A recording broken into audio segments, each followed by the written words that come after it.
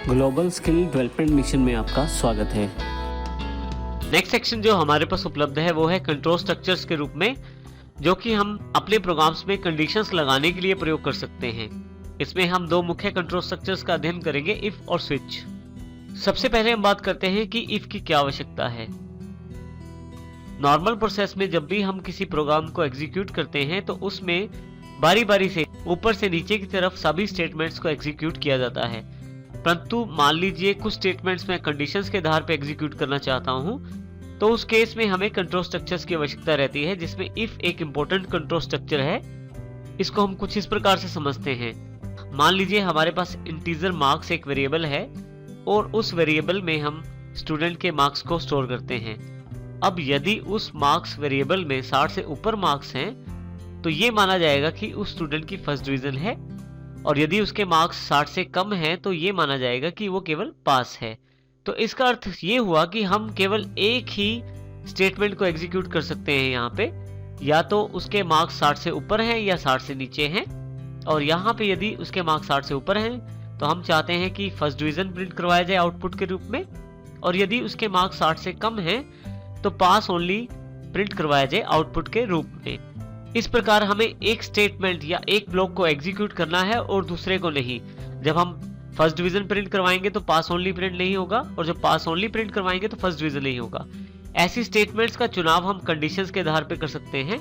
Conditions को बनाने के लिए हम इफ का प्रयोग करते हैं, और इसको हम एग्जांपल से समझते हैं। यहां देखें हमारे पास एग्जांपल अवेलेबल है। यहां देखें हमारे पास सबसे पहले कंडीशन है, क्या मैं 60 नंबर ले सकता हूं एग्जाम में? यदि हाँ तो फर्स्ट डिवीजन मेरे पास प्रिंट आउट आएगा, यदि नहीं तो ओनली पास आएगा। और इन दोनों में से एक ही आउटपुट मेरे पास आने वाला है, या तो 60 से कम या 60 से ज्यादा। और इसके लिए इस प्रकार की स्टेटमेंट्स को C++ में दर्शाने के लिए हमारे पास इफ कंट्रोल अवेलेबल रहता है। इसी तरह की स्टेटमेंट को कुछ इस प्रकार से दर्शाया जाएगा। देखिए इफ के साथ यहाँ पे इफ लगाया जाएगा, राउंडेड ब्रैकेट में वो कंडीशन दी जाएगी जिसके आधार पे हम निर्णय करना चाहते हैं। यदि वो कंडीशन ट्रू रहती है तो हमारे पास पहला पार्ट यानी कि इफ ब्लॉक एग्जीक्यूट हो जाएगा, जैसे यहाँ पे लिखा है do this if condition is true.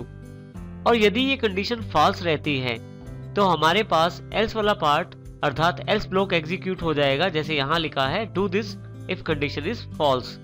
तो हम इसको प्रैक्टिकली देखते हैं कोडिंग के अंतर्गत। यहाँ पे यदि देखें तो इफ राउंडेड ब्रैकेट ओपन है, लास्ट में क्लोज है।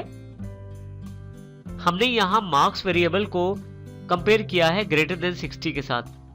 हमने यहाँ कंडीशन डिसाइड की है जिसमें यदि मार्क्स ज्यादा होते हैं 60 से तो सी आउट अर्थात प्रिंट किया जाए फर्स्ट डिवीजन, अन्यथा प्रिंट किया जाए ओनली पास। तो यहाँ पे हमारे पास दो सेक्शन इंपॉर्टेंट है। सबसे पहले वाली स्टेटमेंट इफ स्टेटमेंट है और दूसरे वाली स्टेटमेंट एल्स स्टेटमेंट है, और इन दोनों में से केवल एक ही स्टेटमेंट एग्जीक्यूट होगी, और ये निर्भर करेगा कि मार्क्स में क्या वैल्यू अवेलेबल हुई है। अब हम यहाँ इसको एग्जाम्पल के रूप में देखते हैं। देखिए यहाँ पे फिर से इफ हमने यहाँ कंडीशन डिफाइन की मार्क्स ग्रेटर देन 60, यहाँ पे हमने ब्लॉक लगाए हैं। अब की बार हमने यहाँ एक ब्लॉक बनाया है अब की बार, जिसमें ओपनिंग करली ब्रैकेट और क्लोजिंग करली ब्रैकेट है, और इसके बीच में उस स्टेटमेंट्स को दिया है जो स्टेटमेंट्स हमारी इस कंडीशन के ट्रू होने पर एग्जीक्यूट होंगी। इसका अर्थ ये है कि यदि एक से ज्यादा स्टेटमेंट्स आपके पास एग्जीक्यूट करने के लिए हैं इफ स्टेटमेंट के अंतर्गत, तो आप यहाँ पे ब्लॉक्स का इस्तेमाल करें। यदि आपके पास केवल एक ही स्टेटमेंट है तो आपको ब्लॉक्स की आवश्यकता नहीं है। इसी तरह से एल्स में भी हमने एक से अधिक लाइनें प्रिंट करवाई हैं, जिसमें सी आउट ओनली पास और सी आउट वेट फॉर एडमिशन। इसमें भी यदि ध्यान दें तो हमने एक ब्लॉक बनाया है जिसको हम एल्स ब्लॉक कह सकते हैं, ओपनिंग और करली ब्रैकेट के साथ। अब यहाँ पे मुख्य बात यह है कि मार्क्स में जो इनपुट दी जाएगी या मार्क्स के वेरिएबल में जो वैल्यू स्टोर रहेगी, उसके आधार पे या तो इफ सेक्शन ये वाला या एल सेक्शन जो नीचे वाला है, इन दोनों में से केवल एक एग्जीक्यूट होगा। इन दोनों को एक साथ एग्जीक्यूट नहीं किया जाएगा। इस प्रकार हम अपने प्रोग्राम की स्टेटमेंट्स को कंडीशन के आधार पे एग्जीक्यूट करवा सकते हैं। हम यहाँ पे इफ ब्लॉक या एल्स ब्लॉक में जितनी चाहें उतनी स्टेटमेंट्स हम डिफाइन कर सकते हैं ब्लॉक के अंतर्गत, और इफ या एल्स के एग्जीक्यूट होने के पश्चात आपकी आने वाली बाकी स्टेटमेंट्स को उसी फ्लो में एग्जीक्यूट किया जाएगा ऊपर से नीचे जाते हुए। अर्थात इफ ब्लॉक या एल्स ब्लॉक में से कोई एक, और उसके पश्चात आपका नॉर्मल फ्लो शुरू हो जाएगा आपके प्रोग्राम के अकॉर्डिंग। इफ को अच्छी तरह से समझने के लिए हम यहाँ एक एग्जाम्पल का अध्ययन करते हैं। यदि आप ऊपर की तरफ देखें तो यहाँ पे रेड बॉक्स में उस प्रोग्राम का नाम दिया गया है if.cpp। ये प्रोग्राम आपको आपकी डीवीडी में एज एन एक्सरसाइज फाइल मिल जाएगा। आप इसको आपके कंपाइलर सॉफ्टवेयर की बिल्ड डायरेक्टरी में कॉपी करके वहां से रन करके देख सकते हैं।